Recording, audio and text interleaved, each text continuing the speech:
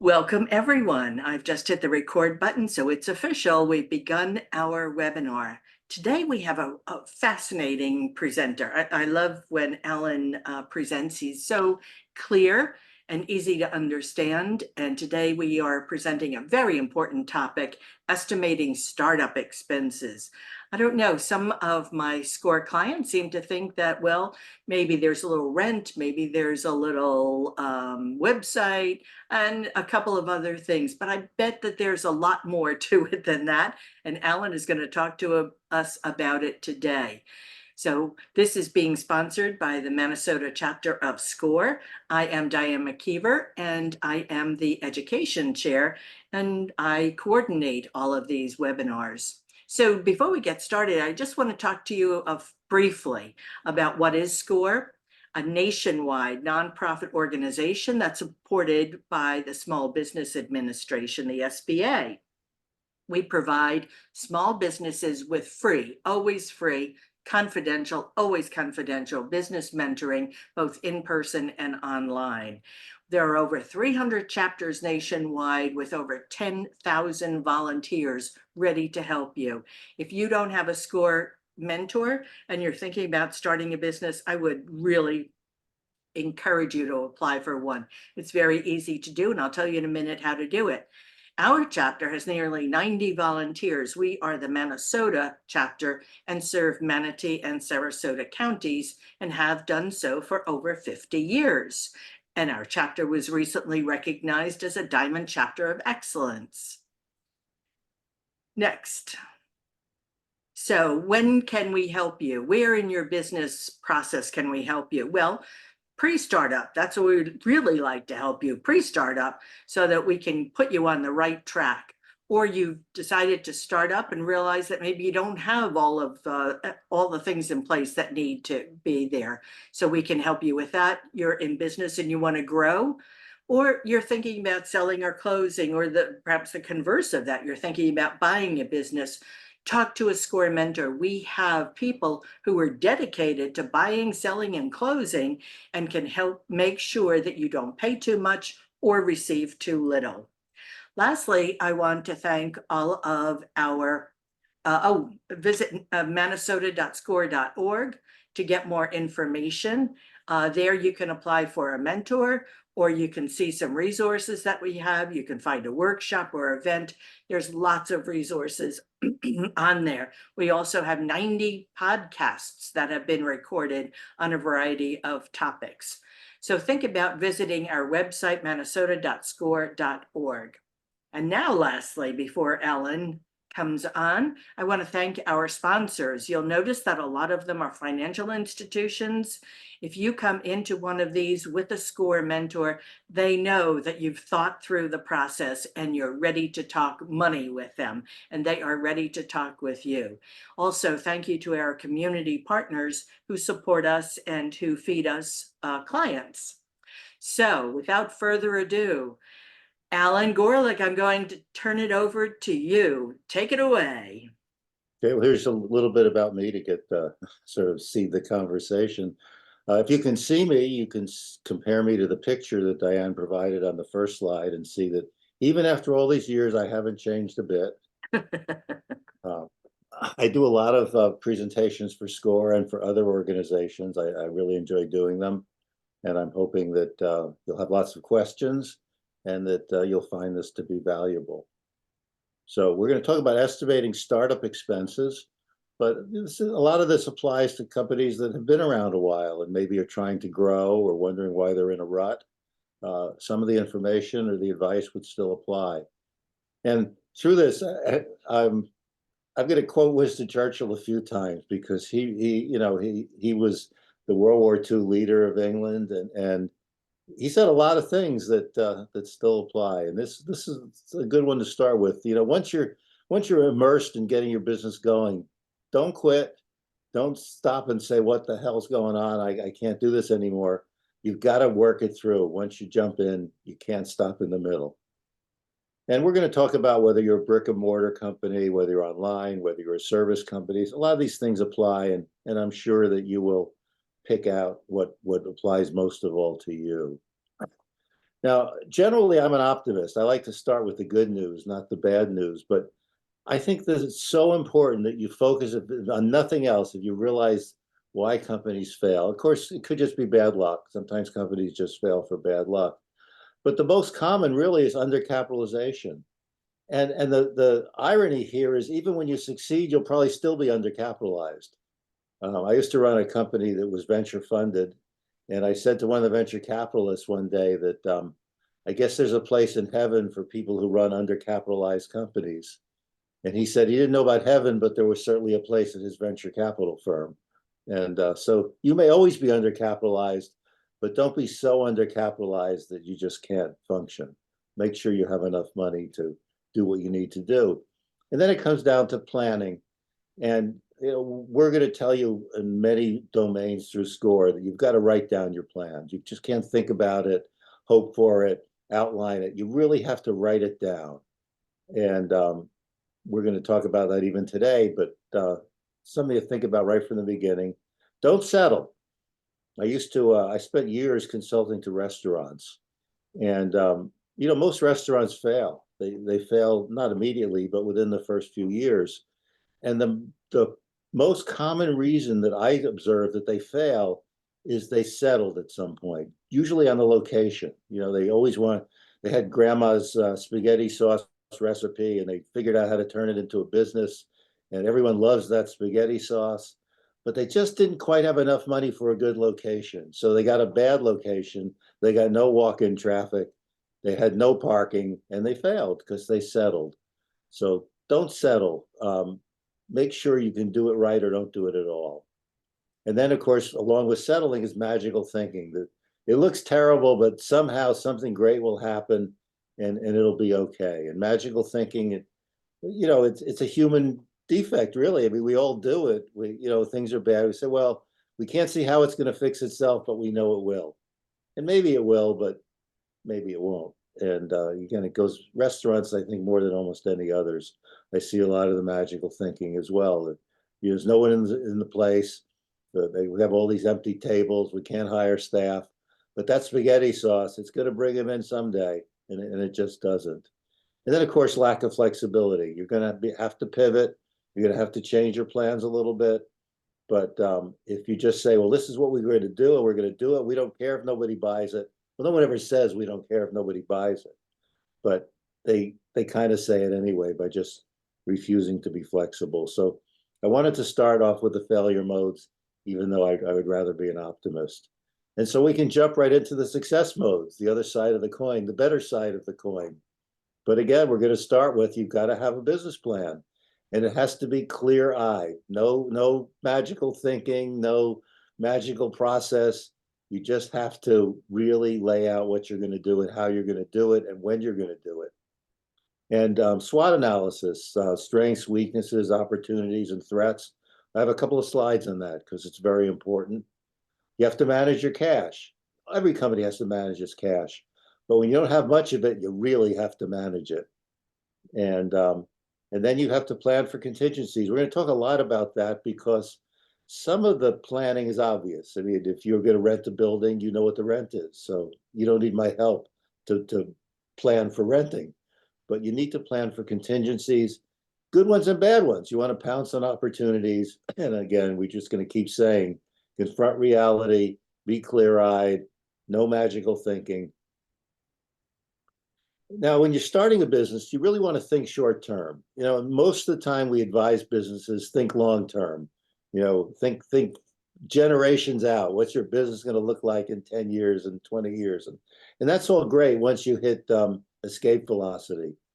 But until then, especially if you're in a position where you're raising money, you need to have short-term successes. So you need to maybe suboptimize the long term so that you'll have those short-term successes. You need a proof of concept. If you say that you have something that's going to cure hangnails, you better cure some hangnails. You just can't talk about it and say that it's going to be great. We've got all this research and we know it's going to be fantastic.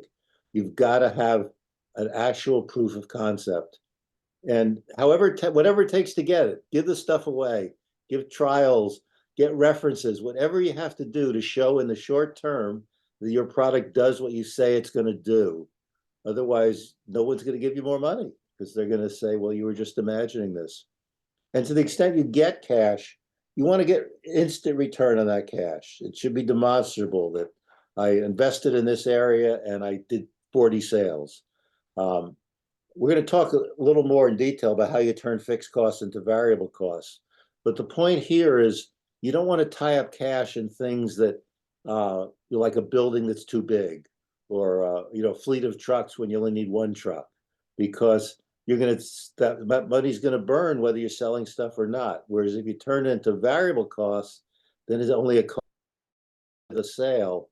And again, even if it's suboptimal in the long term, what you want it to be is optimal in the short term, so you can redeploy that cash as soon as possible. Now, at some point, you're going to reach a tipping point where your time is more valuable than your money. But at the beginning, your time isn't valuable at all. When you start a company, you want to do as many things for yourself as possible because you want to hang on to your cash. So you're going to work 80 hours. You're going to do things at night. You're going to answer the phone, and you're going to fill out forms, and you're going to do your own taxes. But at some point, you're going to get to where your time is more valuable than your money. And when you get to that point, that tipping point, then you want to start delegating, hiring, outsourcing, be more tactical at how you manage your money. And we're going to talk about some of the things you can outsource, some of the things you can delegate. And, for each company, it's different. But I think it's important to consider that at the beginning, you want to conserve your cash. And as time goes on, you realize that it's more important to conserve your time. That, if you're the best plumber in town and you're spending 3 hours a day scheduling and talking on the phone instead of hiring yourself out, that's just not a good idea. So look for that tipping point and then decide where you can start delegating and outsourcing. And here's just a few ideas of things to outsource. I think the first one is telephone answering. I know a lot of people, now that we all have cell phones, you carry your phone around. You can be doing your plumbing or mowing lawns or hammering on a new roof or whatever you do and still answer the phone. But it's taking away your time and you're not good at it. You're gonna answer the phone. You say, yeah, I'll get back to you. That's great. And you don't get back because you forget. You didn't write it down. Scheduling. There are people who do scheduling for you, people who do your payroll. In the early days of ADT, I used to call payroll in on the phone every week and say, here's who worked and here's how many hours they worked. And of course, now it's all on the computer. It's very easy to do. You shouldn't be carrying your checkbook around and doing your own payroll. Also, HR. HR is one of the things that startup companies like to think that, well, we don't need HR. Well, when we're big enough, we'll get HR. And the problem is somewhere along the way, they screw up and get sued by an employee, and they could have avoided it if they had HR. But these are things that not only do you have to think about outsourcing, but you have to budget for it. And again, it's when you're past the tipping point, when your time is more valuable than your money, that you have to start thinking about these things and you have to budget for it. Then, of course, depending on if you actually have a building, maybe someone else should mow the lawn or shovel the snow or whatever has to be done. Vehicle maintenance. Should you be changing the oil on your own trucks, or should you have someone else come in and do that? And of course, accounting is an easy one to outsource. So let's talk about SWOT analysis. I'm sure you've heard these letters before. It comes up certainly in marketing courses, but I bring it up also in finance courses because it's really a good exercise. And so starting with strengths, a core competency is a strength. And if you can build a business based on things you're already good at, not only are you a jump ahead of anyone else, but that's a great way to raise money. If you can say to a funding source that we can do this and here's how we can make money doing it, right? We know more about dogs than anyone in the world, and we're going to start a doggy daycare because we really understand. We're the dog whisperers. It's a great way to raise money and also to not have a tough path. If you have a competitive advantage, if something you can do better than other people, maybe you got there ahead of them, maybe you're just better at it, maybe you have better relationships. But if you have real strengths that you can leverage into a business, uh, it not only makes your business easier, but it makes it easier to raise money. And funding sources like venture capitalists, that's one of the things they look for right in the business plan. Can you do what you say you're going to do, or do you have to develop the skill? Do you have to hire the skill? That's a much harder path. And you might not get it right, but you look at a company like Google, one of the most successful companies in history. They just had massive layoffs because they overhired. They thought they could bring on competencies they didn't have, and they found it just didn't work. And they had to sadly get rid of those people. So, and again, be clear-eyed, no magical thinking here. What are you really good at, and how can you leverage that into a business? And then, of course, the other side of the coin is, what aren't you good at? What are your weaknesses? And some are quickly curable, some are structural. And if you have a structural weakness, you really got to think about this. Are you in a business where you want to put your products on a train because it's I mean, like coal would be an obvious thing, but I don't know if there are any coal miners on the call. But if there are things where there's a structural requirement and you can't meet it, right? You need to put it on a boat and you're in a landlocked place. You need to put on a train and there's no tracks near you, or then you really need to think about whether this is a good business to be in, because it's hard to get around a structural one. If it's curable, well, then cure it, right? But again, no magical thinking, really curable, then that's good. So once you learn, your strengths and your weaknesses, then we can look at the other two, the opportunities and the threats. The opportunities are not a repeat of your strengths. My students often do that. They fill in the O by repeating their strengths, but it's not. The opportunity is where you can leverage your strength, right? So if you don't have any strengths, you can't leverage them. You're not going to have opportunities, and you better find some. Again, think about it. What can we actually do that's going to create a business, as opposed to what are we good at, but we really don't know who's going to buy it. The threats are not a repeat of your weaknesses, but they're ways that your weakness can be exploited. And threats come from a lot of places. I mean, we expect them to come from competitors, right? That's the most obvious one. They also come from customers. Customers aren't happy. They take you to court. They return stuff after they've worn it, right? Regulators, right? Regulators have to regulate. That's their business model, right? If they can't think of a new regulation, they don't have a job. So you may think that the regulators aren't on your back, but they are. They're watching everywhere because that's what they're paid to do. The economy can be a threat, right? If the economy goes into recession, maybe what you're selling isn't going to sell during a recession. Maybe it's an environmental thing. You're polluting. You require something that the environmental people don't like. These are threats, and you really have to think it through. And some of them you can solve with money, so you budget for it, and some you can't solve at all, and you really need to again think about whether you're in a good business or not. I love this line. I don't know who said it, but we're telling you that you should write your business plan down, but we also understand that as soon as you get into the real world, it's going to change, but you still need to write it down. And I love this picture. I think it's the Gerald F. Ford, but I'm not absolutely sure which aircraft carrier it is. But it reminds, I was in the Air Force for 6 years, and whenever we had joint activities with our Navy friends, they would harass us that we needed 1.5 miles to take off, where they get a plane in the air in a few feet. And I never took off from a carrier, but I think it must be great fun. But in any case, no battle plan survives contact with the enemy, but you still need to have one. And then we're going to tell you where you can find a great spreadsheet on the SCORE website. It has all the categories you need. I'm not going to read them to you. I'm not going to read any of them to you, in fact. I'm just going to tell you it exists, and I'm going to tell you it covers a lot of good stuff.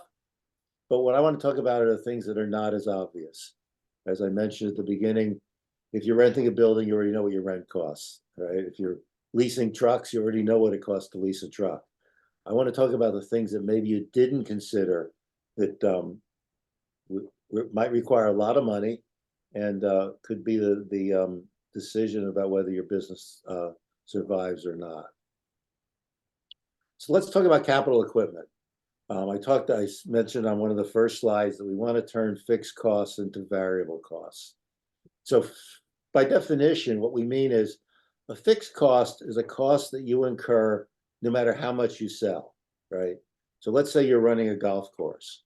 You have to mow the lawn, whether you had 50 people play golf yesterday or 500 people play golf yesterday. You still need to mow the lawn. It's a fixed cost. It doesn't vary by the number of people who played golf. And what you want to do then is you want to turn your fixed costs into variable costs so that as you sell more, you'll incur more costs. So you maybe want to lease your equipment rather than buying it. But if you're not selling, you're not paying anything, right? So if you're delivering things and business is good, you need 10 trucks, go to Hertz and rent the 10 trucks. Next week, you'd only need 1 truck, only rent 1 truck. Don't buy 10 trucks because then it becomes a fixed cost whether your trucks are busy or not. Or maybe what you do is you hire someone else to do it, or companies that will do deliveries for you. They have all the trucks they need. You're going to pay more per delivery, absolutely, but you're not stuck paying for things while you aren't selling. So renting, leasing, time sharing, to the extent you need to buy stuff, get an older model. Maybe you don't need the fanciest and newest model. You just need something that'll do the job. And the fourth bullet is an important one. Remember I said at the beginning that while your money is more valuable than your time, spend more time. So rather than having more stuff, have more shifts for yourself. And if you have employees, have them come in at night and use the equipment so that you don't need more equipment, more shifts rather than more stuff. And of course, whatever you have, it's going to break. It's going to be down. And so what is your contingency?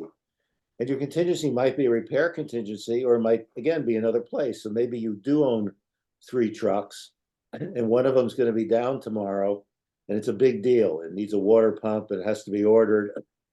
So your contingencies, you're going to go to Hertz or Penske or U-Haul and rent a truck that day. So the contingency plan is, oh my God, I'm going to rent a truck. No, it's, I already know where the trucks are. I already know how to rent them. I already have a website I can go to, and maybe it'll even be delivered to me. Maybe Penske will bring the truck. So the contingency planning is important. So that, again, because what we want to do is we want your costs to match your revenue. Match up your costs with your revenue. Don't have costs, to the extent you can avoid it, don't have costs that you have to incur whether or not you're selling.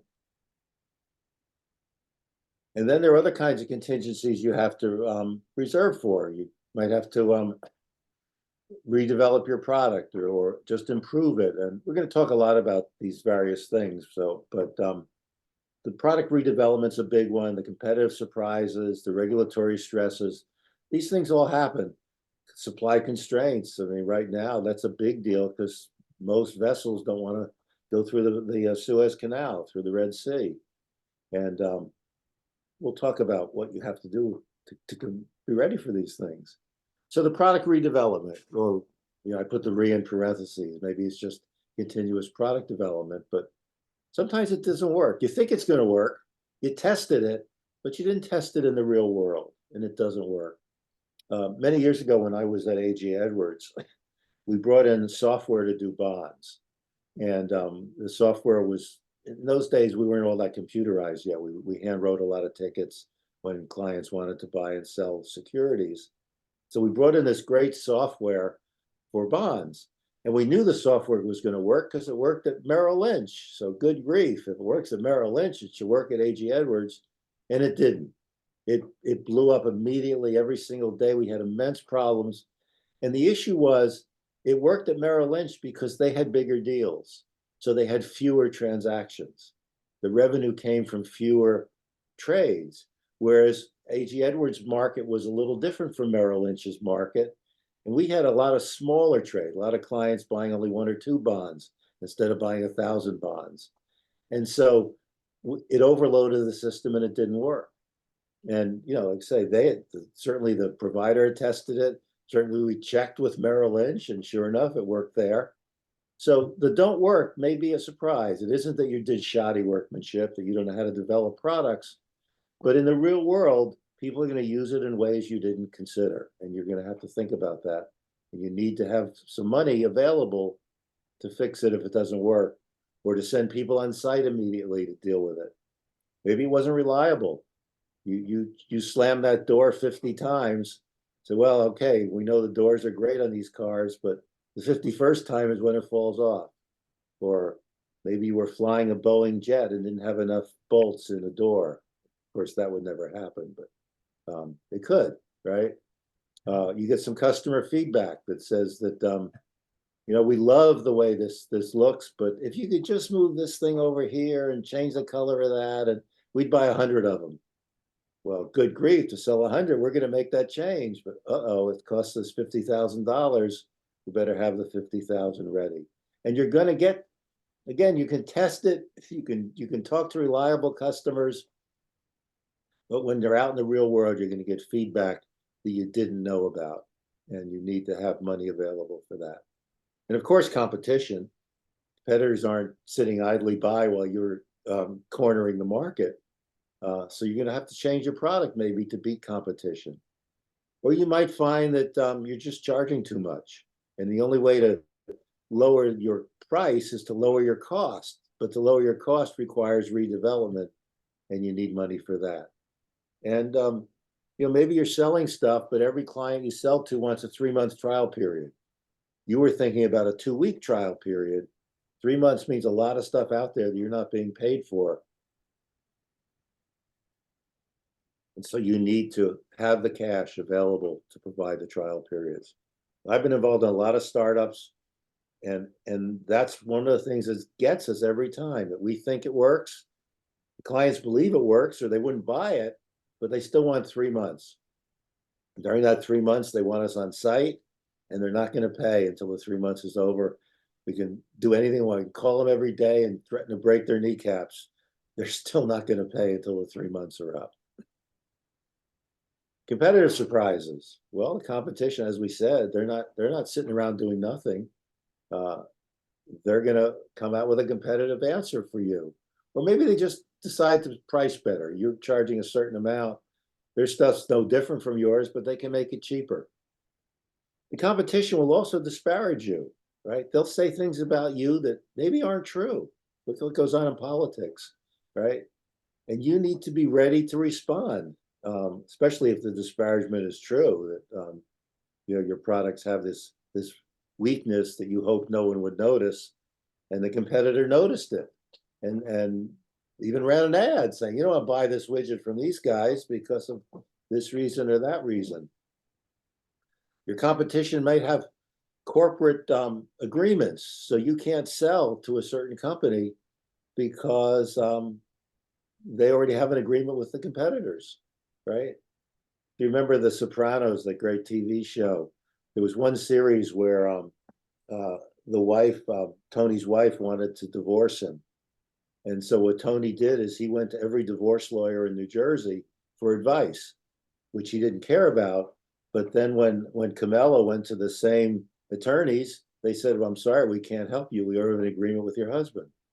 It was great drama for The Sopranos, but it goes on in business a lot, where you think you can sell to people and you find they're already under contract with your competition. Also, they can exert political influence. They can make your products non-conforming to some law by getting a new law, right? It sounds crazy, but this actually does go on. And, depending on what you're doing, I mean, if you're mowing lawns, it's not likely that political influence is going to get in the way.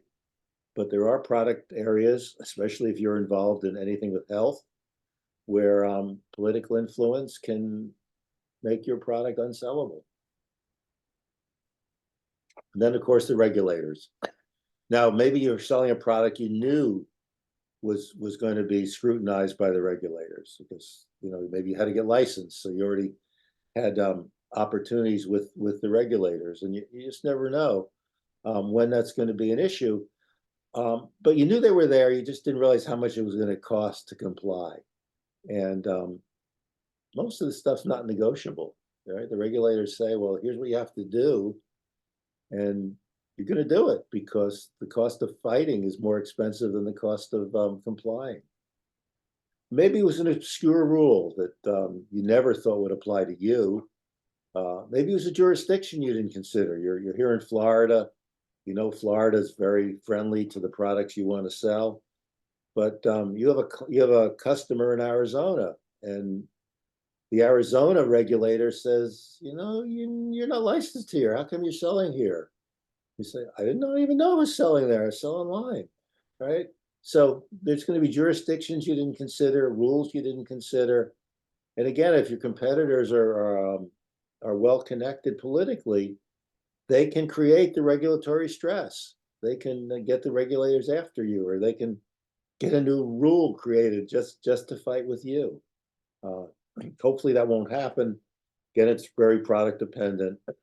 But if you're in the health area, if you're in something that maybe creates some kind of unusual pollution or requires hazmat uniforms to use, the regulators are going to be all over you, and you better be ready for it. Now, supply constraints. I mean, you know, this was certainly a big issue during the pandemic. Um, Part of it was we shot ourselves in the foot. I mean, the car companies said they weren't selling enough cars, so they didn't need enough chips. And so the chip manufacturers redirected their factories to build other kind of chips. Then the car companies said, you know, we were just kidding about this chip thing, so we're going to need 1 million of them. And the chip companies said, well, that's really cool, but we can't do it. Right. So it was a timely issue during the pandemic. It's a timely issue again because we have vessels in the Red Sea being shot at by the bad guys.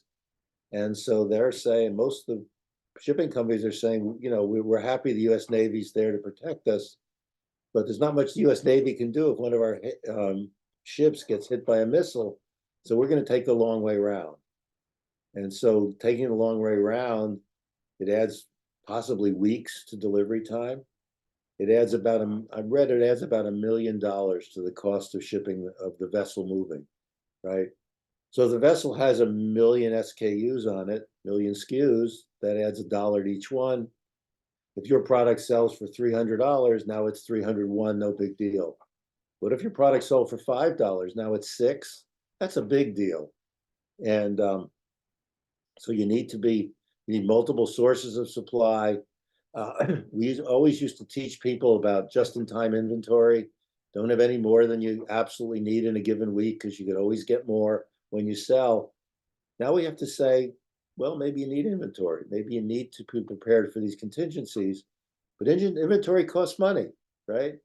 And if you're tying money up in inventory, you don't have it for something else, but you may need to do it while we have these supply constraints. There's no end in sight for what's going on in the Red Sea.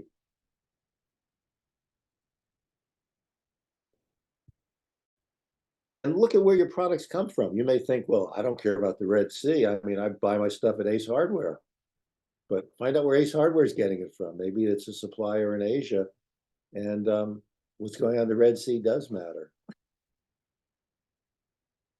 And then at some point, you just may need to do a full pivot. You know, you've done everything right, and you're just realizing now that what you thought was a minor aspect of your product is the most important one. It's the one people actually want, right? Look at these drugs that were invented to fight diabetes, right?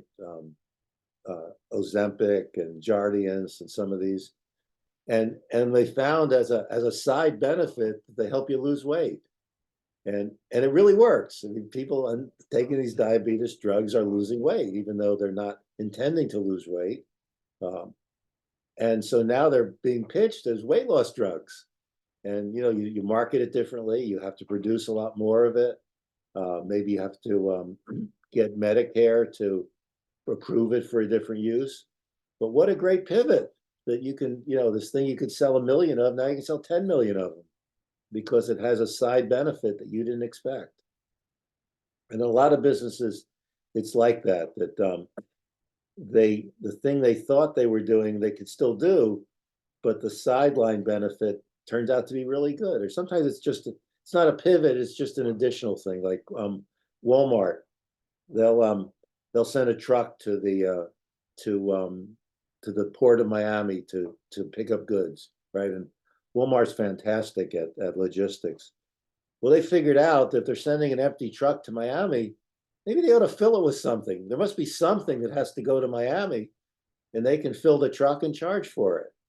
Or let's say you have a cruise line and your boats are all in Miami, but you need one in New Orleans. Well, you could just sail it to New Orleans, but why not fill it? Why not charge people a discount and say, all right, here's I remember what they call this.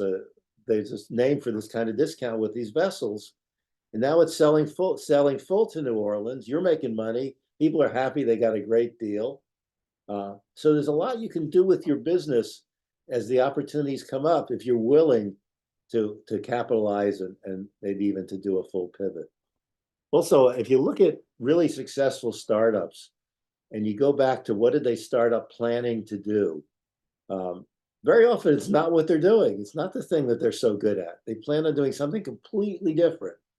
But along the way, they realized that they had a core competency they weren't capitalizing, or they had a product feature that was really the most important one, not the one they were emphasizing, and they did the pivot. But of course, it takes money. You have to have a plan for it. You have to have the money for it so you can do the full pivot. Another Winston Churchill quote, we always talked, as kids in school, in elementary school, always told to do your best. Sometimes your best isn't good enough. You still have to do it. I mean, Winston Churchill, he had quotes like this during World War II because England had to survive, whatever it took.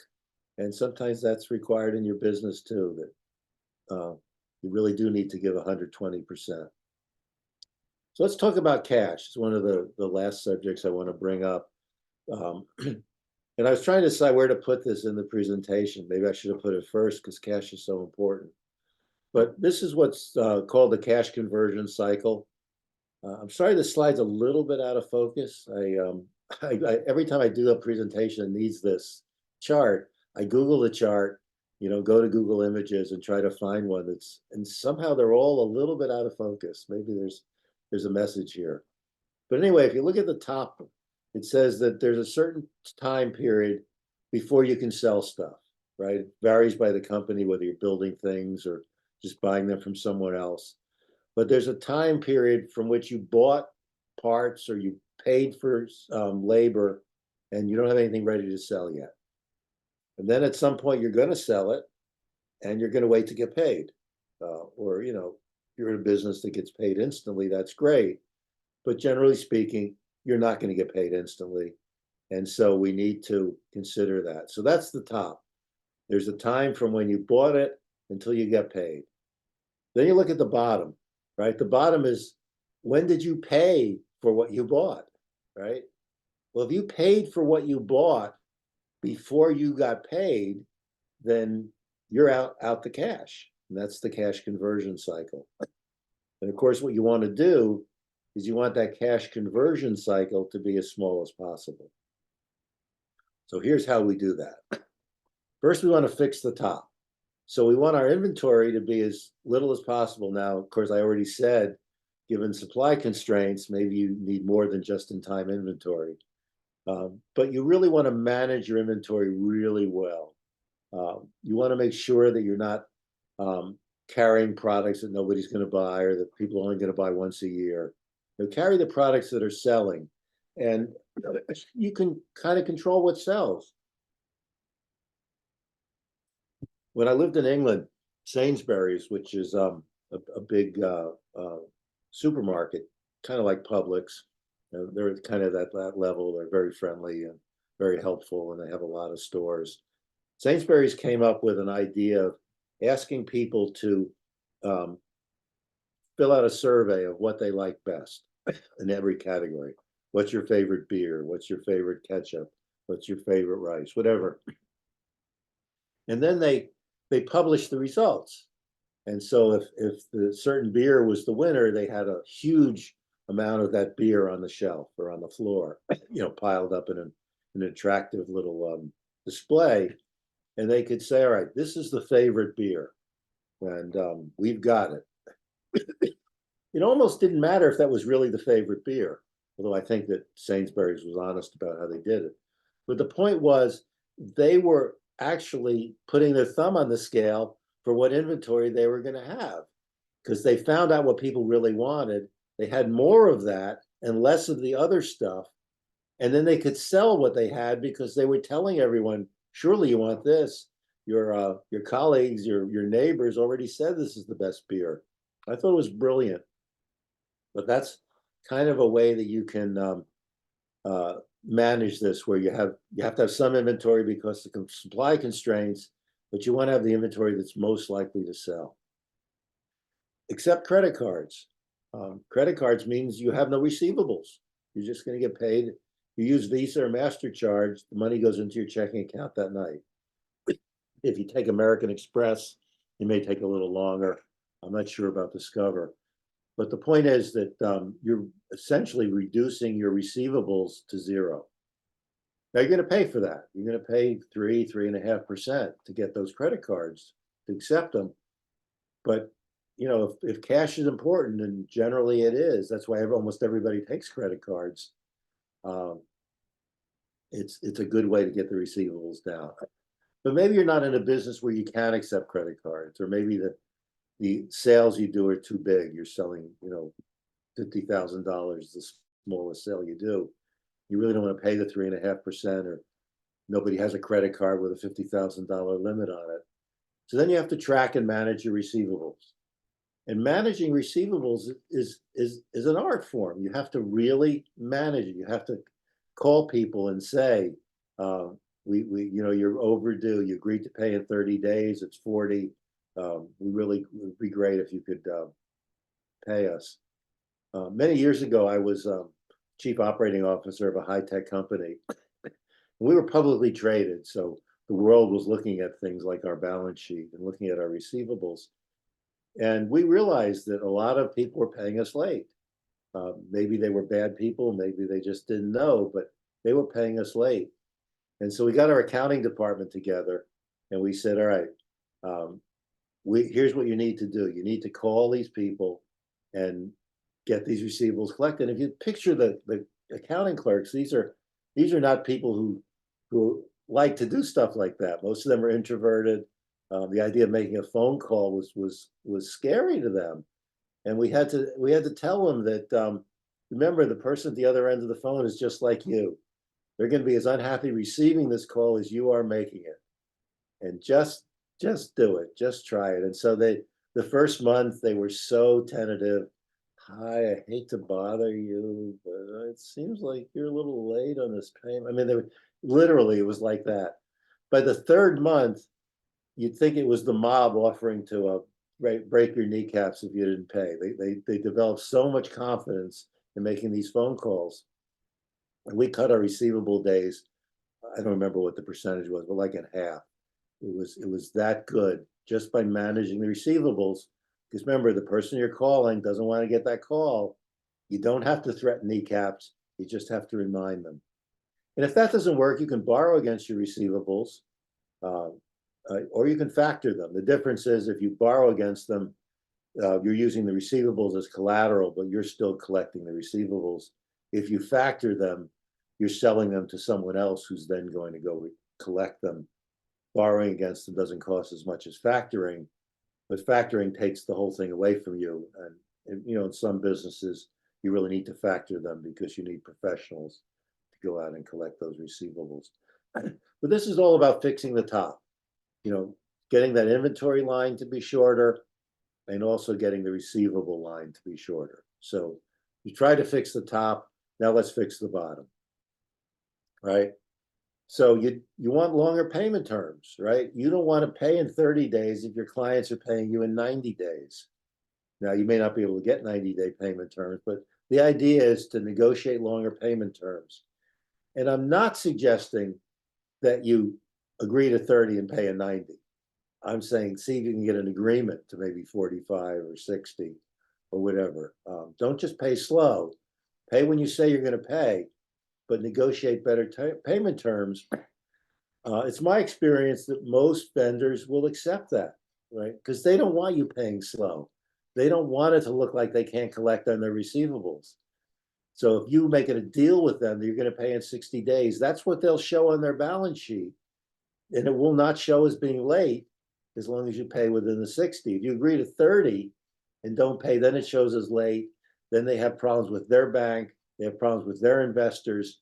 So generally speaking, your vendors will be willing to settle for better payment terms as long as you're going to honor your commitments. To the extent you have to take an inventory, get it on consignment if you can, so you don't have to pay for it until you sell it.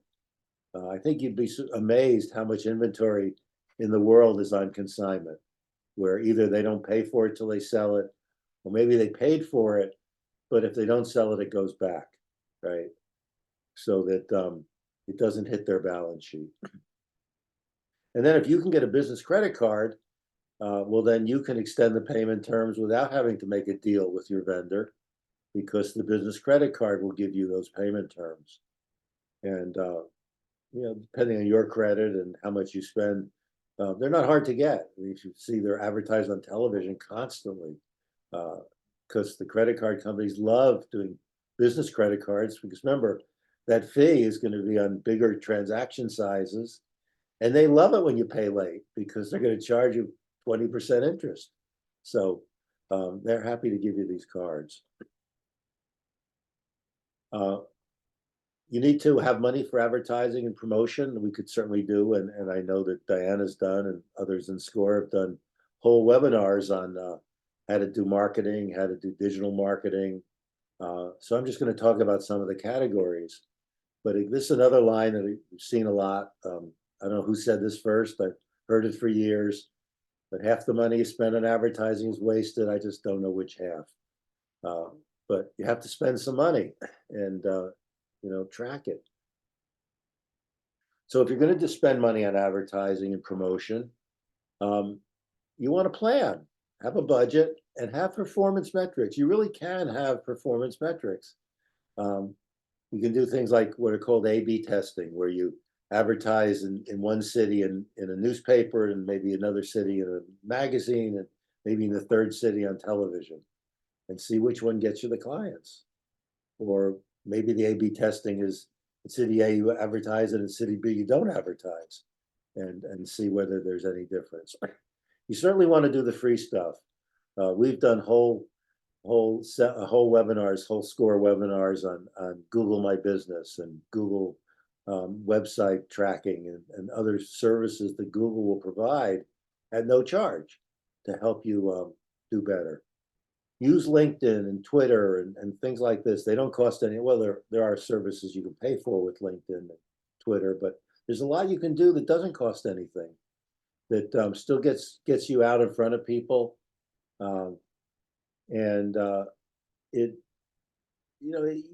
It's harder to track. It's harder to say, well, I posted 50 times on LinkedIn last month, and here's what it did for me. Maybe you don't know. It doesn't cost anything to post 50 times on LinkedIn, so certainly worth thinking about. Press releases, they still work. You can still create a press release, send it to the newspaper, and if it's newsworthy, they'll publish it. And generally, they'll publish it without changing it because they're lazy. I read a lot of golf magazines, and they love to say, we just tested all the new 2024 models of irons or hybrids or whatever. And when you read the results, you can see these came from press releases. I mean, every single iron is good. There must be so good. But the press releases, and they just publish them as if they'd done a study. So press release is a good way to get the word out there, or just do good things that will get you good press. Sponsor an event, or help homeless people, or give meals out to homeless people, or maybe after a hurricane, you be one of the people that's out there, giving out free water with your name on every bottle, and get good press that way. Then as you know, digital advertising, it works. You have to do it right. Print advertising, uh, there's a lot of opinions about whether it works, but just pick up any magazine and there's a zillion pages of print advertising. So it works for somebody. It may not work for you. You need to be careful though, because that's the most expensive. Well, I guess TV would be the most expensive, but print advertising is very expensive. If you're going to do it, make sure you budgeted for it. But before you do it, do the free stuff and get yourself the good press and see if that works. Okay, so let's finish with Churchill again. When I was first researching for this webinar, I discovered that this never happened. Churchill never stood in uniform and said this. He gave a speech to a boys' school, and he said words similar. I don't remember the exact words, but you know, boys, when you go out in the world, never give up, work hard, blah, blah, blah, all that stuff. I mean, it's great stuff. But it was so good, and Churchill was such a good leader during World War II that the people have come up with, there are plenty of pictures of him in uniform with his cigar and his famous V sign. So put the quote there. It certainly works. And there's a great line in journalism that some stories are too good to fact check. And this certainly is one of them. So we have a few minutes left for questions. I hope we have some. We do not have any questions yet, but if you have a question, let's put it in the chat. I think that's easy for both of us to look at. But if you're interested in, I'll just talk about mentors while we're waiting to see if we get any questions. But if you're looking for a mentor, please think about going to minnesotascore.org, and there will be a button there to apply for a mentor. You can actually look at the background of some of our mentors and choose a mentor yourself, or you could do a search by what it is that you're looking for. Will we get a copy of this webinar? Yes, you will, Jose. Our chapter is the Minnesota, and we work with clients primarily in Manatee and Sarasota, but I know Alan and I and many of our mentors will take clients out of the area. So if you're not in Florida, and I'm sorry that you're not in Florida, but if you're not in Florida, we would still be able to work with you. Yes. Port Charlotte. Yep. We know where that is, but you will be getting a copy of the webinar, a link to it in the next day or two, as well as a copy of these slides. So look in your email for that. It looks like that's all the questions that we have, Ellen. I don't see any more coming in. Does that mean we've done such a super job, or does that mean that everyone says, "Oh, I'm glad it's over"? Clearly, super job is the way to go. Let's Uh, think about that. I can't think of any other reason why. I'm starting out a bit short with 7,000 for my online greeting cards. I do not plan on printing this first year. How do I get more funds? This is from Israel. I'm starting out a bit short with 7,000 for my online greeting cards. I do not plan on printing this first year. How do I get more funds? Alan, do you want to tackle that? well, I'm not sure on an international basis what you would do. I mean, if you were here in the U.S. No, his name is Israel.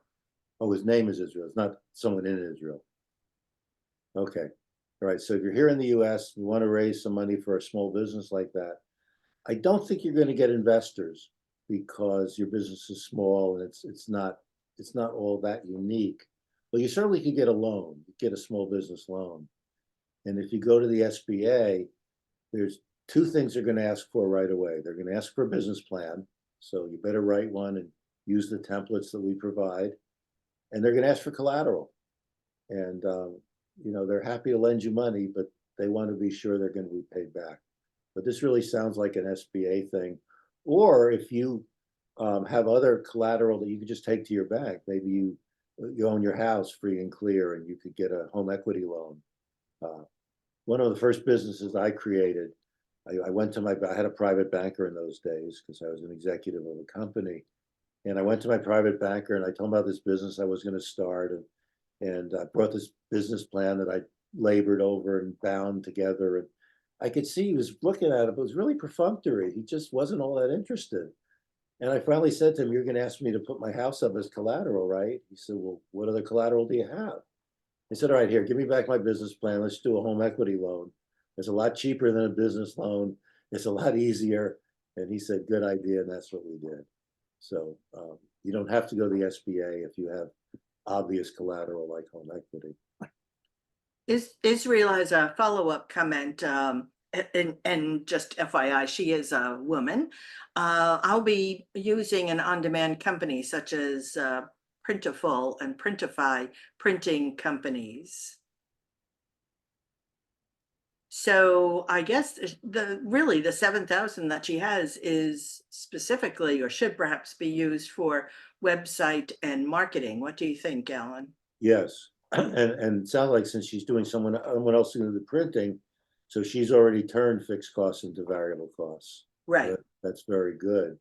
But yes, I would put the money. People have to know you exist. You have to be willing to provide samples in some form before they're going to buy from you. But yeah, marketing is the way, and networking. And join the chambers, go to meetings, tell people what you do, bring samples with you. It's the kind of thing that you had a sample and you were networking and you just pulled it out of your pocket or out of a folder. People will look at it. It's the stuff that people like to look at. Genso was asking, how do you find investors? Yeah, well, that of course is the $1,000,000 question. Right. Depending again on how much you need and what kind of product you have, you may have to go to pitch competitions. There's a lot of them around Florida. There must be other parts of the country too. Some are tied to the university. Some are other kinds of pitches. Friends and family. You may have friends who have friends with money or looking to invest. There are also venture capitals, but to go to a venture capital firm, you have to be in a big position. You're starting a business that needs $50 million and it's going to bring in 500 million in a few years. If you're not at that scale, you're probably not of interest to the venture capitalists. But the pitch competitions will bring out the individual investors or the family investors or things like that. And again, networking helps too, because if just tell everyone you know and go to every networking event you can and say, "I've got this great idea. I'm hoping to raise money." And people will know people. And or they may even say, "How much do you need?" Maybe you only need a few $1,000s. And someone, you actually have a rich uncle who would put it in if he only knew you needed it. What do you think? Should she do a business plan and be prepared to present it to her possible investors? Absolutely. Still need Yeah. the business plan.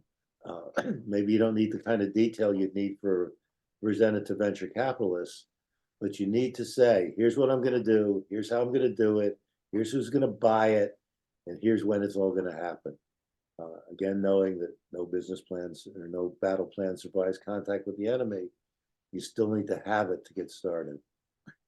And here's how you'll get your money back, right? Right. Yeah. They have to see that there's sometimes that they don't even need to know exactly how they're going to get it back. They just want to know they're a partner in a successful business, right? So you say, "Look, if you give me, pick a number, you give me $50,000, I'll give you 30% of my company. And my company is going to bring in revenue of $500,000 after the first year. And here's how much profit we're going to make on our 500,000." They can do the math of what 30% of that is worth, even though you're not going to pay it on day one as a dividend. They're still going to know what they have. It's just arithmetic. It's not hard math. The hard thing is convincing them that you really can deliver on the plan. Lawrence is asking if we have any business plan templates. Where could they find them, Oh Alan? my goodness, do we have any? I think we do.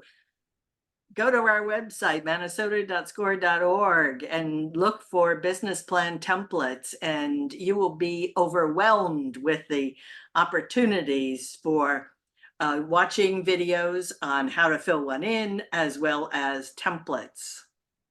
And also, that's a good time to request a mentor to help you, maybe with some of the tough love you might need to say the honest things in your business plan. Yeah, we do tough love sometimes when it just is not going to work. Jose wants a link. I'll type that in the chat. It's .score.org. Okay, there you go. Yeah, I mean, full disclosure, it's not the world's easiest website, but hang in, you'll find what you need. Yeah, it's pretty intuitive. I think you can do it. If you can run a business, you can figure out that website. All right, I think that's all the questions that we have. I have no open questions in the Q&A. I think we finished all of the chats. Want to thank everybody for coming. Without you, we wouldn't be here and wouldn't be effective. Thank Alan for sharing his expertise. Please think about applying for a mentor. It is the easiest and best. And did I mention that it's free? It really is an easy thing for you to do. So thank you for coming. Thank you, Alan, for presenting. And that's it. See you again. Bye-bye. Bye.